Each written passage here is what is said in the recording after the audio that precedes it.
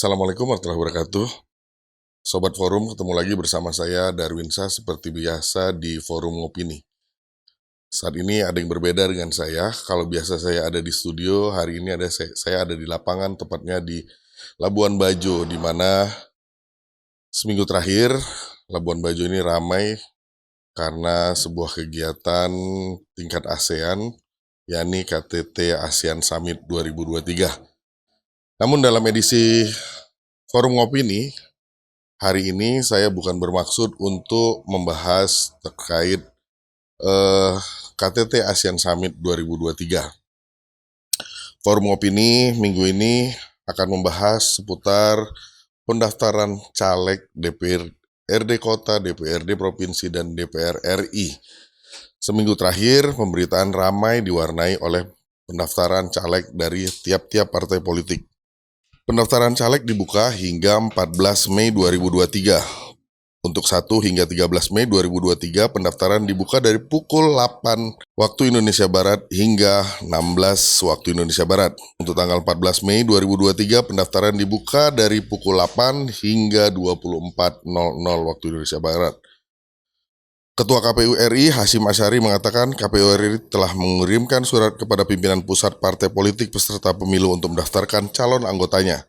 Surat yang dikirimkan berisi informasi mengenai kapan, hari, tanggal, dan perkiraan jam akan hadir kantor KPU RI untuk mendaftarkan calonnya.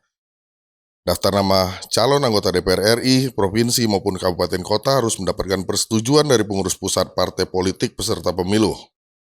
Para partai politik peserta pemilu wajib menyampaikan surat keputusan persetujuan berisi nama-nama bakal calon anggota DPR RI, provinsi, kabupaten kota, semua tingkatan di semua dapil kepada KPU RI. Namun hingga hari kedua dibukanya pendaftaran pada Selasa 2 Mei, gedung KPU RI masih terlihat sepi. Hanya petugas KPU RI yang bersiaga di lokasi. Hingga Senin kemarin, 8 Mei 2023, PKS resmi mendaftarkan para bakal calon legislatif atau Bacalek 2024 KPU RI. PKS mendaftarkan sebanyak 580 bacalek dari 84 dapil KPU RI.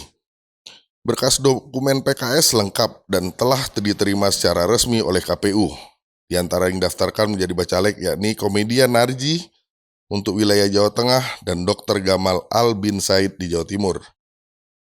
Dalam pendaftaran tersebut ada 208 keterwakilan perempuan atau sebesar 35,9%. Selain itu juga ada keterwakilan milenial. Partai Hanura datang ke KPU RI untuk mendaftarkan bacalek mereka pada Rabu 10 Mei 2023. Namun kedatangan Partai Hanura diwarnai kericuhan usai Ketua Umum Partai Hanura Usman Sabtaodang keluar dari bus untuk memasuki gedung KPU RI. Terjadi adu mulut dan desak-desakan antara tim keamanan KPU, simpatisan Partai Hanura, serta awak media yang menyambut rombongan partai. Partai Hanura mendaftarkan 580 orang bacaleknya yang tersebar di 84 dapil untuk mengikuti pileg tingkat DPRD Kabupaten Kota, DPRD Provinsi, dan DPR RI. Tanggal 10 dan jam 10 dipilih sebagai waktu pendaftaran untuk bacalek Partai Hanura karena 10 adalah nomor urut partainya. Partai Hanura mengungkapkan keikutsertaan perwakilan perempuan sebagai bacalek sebesar 32%. PDIP mendatangi KPU RI untuk mendaftarkan bacalek pada Kamis 11 Mei 2023.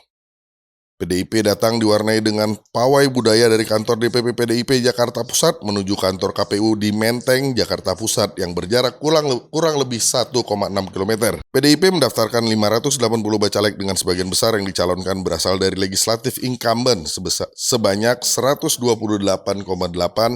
berasal dari seleksi dan lainnya dicalonkan kembali. 580 orang bacalek dari PDIP terdiri dari 380 perempuan, 33%, 73 akademisi, 17 TNI dan Polri, dan 14 budayawan termasuk seniman dan artis. Beberapa artis yang mendaftar diantaranya Rieke Diah Pitaloka, Rano Karno, Krisdayanti, Harvey Malaiholo, hingga Rico Siahaan. Bergabung juga Once Mekel, Marcel Siahaan, Taufik Hidayat, Denny Cagur, Tamara Geraldine, Sari Yok Kuswoyo, penyanyi Andre Hanusa, dan Lucky Perdana. Partai Nasdem mendaftarkan bacaleknya KPU RI pada Kamis 11 Mei 2023. Pendaftaran bacalek Partai Nasdem juga dimeriahkan dengan pawai yang dipimpin oleh mobil komando dan diikuti marching band. Partai Nasdem mendaftarkan 580 bacalek DPR RI, 2.372 bacalek tingkat provinsi, serta 17.150 bacalek tingkat kabupaten kota. Pendaftaran bacalek ke KPU pada Kamis 11 Mei juga dilakukan oleh Partai Garuda dan Partai Umat. KPU akan merevisi pasal 8 ayat 2 PKPU nomor 10/2023 yang mengatur keterwakilan perempuan dalam pencalonan legislatif pada pemilu 2024. Masyarakat peduli keterwakilan perempuan menuntut KPU melakukan perubahan aturan karena dianggap akan kurangi kuota keterwakilan perempuan di parlemen. Ketua KPU Hasyim Asyari mengatakan pihaknya dan penyelenggara pemilu lainnya seperti Bawaslu dan DKPP sudah melakukan rapat tripartit untuk merespon masukan masyarakat peduli keterwakilan perempuan. KPU RI beserta jajaran sepakat melakukan sejumlah perubahan terutama yang berkaitan dengan cara penghitungan 30% jumlah bakal anggota DPR Provinsi, Kabupaten, Kota, perempuan di setiap dapil. Pendaftaran DPR RI, DPRD Provinsi, Kabupaten maupun Kota akan berakhir pada tanggal 14 mendatang. Harapan kita, proses pendaftaran calon legislatif ini baik dari DPRD, kota, kabupaten, provinsi maupun DPR RI berlangsung aman dan lancar tanpa satu kendala apapun. Pekan depan, Forum Opini akan hadir dengan isu-isu menarik lainnya, tentu saja dalam topik editorial. Untuk itu, stay tune terus di channel Forum Keadilan TV. Jangan lupa ketik lonceng dan komen. Terima kasih. Assalamualaikum warahmatullahi wabarakatuh. Semangat!